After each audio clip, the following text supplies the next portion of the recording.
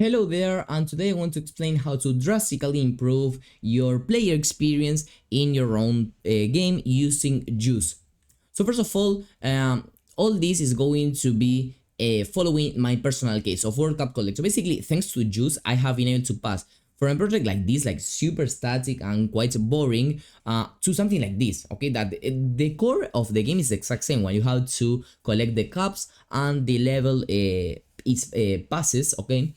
But it seems as if it were a completely different game, mostly because of the new effects added, because things were scaled up properly, and more stuff that we are going to be discussing today. So what is Game Juice? I have actually found this website over here that actually summarizes it quite well. Basically, Game Juice is a combination of immersive response, input, and aesthetic tweaks that give players a larger sense of satisfaction, power, and control over their experience. It may sound quite complicated to understand, but it is much easier, and it is actually super well shown in this website. So basically here we find the exact same definition that I told you a second ago, and here there are a lot of examples of game juice. I'm going to be going deeper into some of them, but well, here you can read more information. For example, game juice includes ragdoll mechanics, look at functions, X-ray visions, camera tricks, bang, basically like some kind of these effects, particles, of course, unexpected interactions, etc. So as you can see, all of this isn't part of the core of the gameplay, but basically things that do add to the feeling of the player when playing it. Because imagine a game with no particles, with no sound effects, with no animations. It would be super boring. So it is definitely something that you should always take into account. Now, the first way in which you can include this player juice is with animations. So there are a ton of situations in which you can actually add these animations, but one of them would be when an object is collected, another one when an object is spawned for some kind of fill-in animation, for example in a health bar, and in UI. We're going to be seeing an example for each of these in my game, okay? But this can be applied to any project.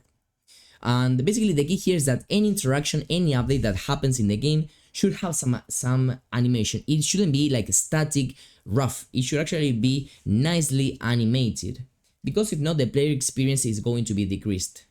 So now let's dive into the example. So for the object collected, there you have the animation that I created. In this case, the cup is scaled in while its alpha or its opacity is being decreased until it reaches completely zero. Then for when the objects are spawned, it is simply a fade in animation. Basically, its opacity goes from 0 to 1 in a couple of seconds or fractions of seconds.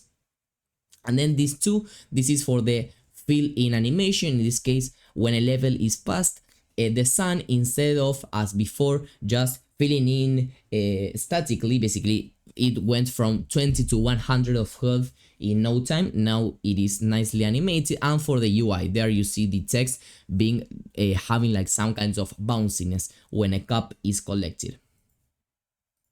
Next, for sound effects, well, I don't think that I have to explain too many things, but once again, this can be added when there is an object that has been collected, when a level is passed, when an enemy is hit, when the game is over, and so much more examples.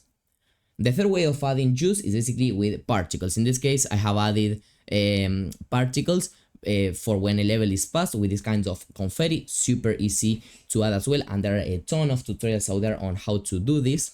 And also you can add this for when an object is collected. I didn't add this in my personal project because, as you saw, I have already added an object collected animation, so I thought that the particle would be also like too much game juice, and that of course isn't good. Then I also did correct scaling. This is quite obvious, okay? Previously, like, everything was super tiny. The player was super tiny, the cups were super tiny, the obstacles were super tiny.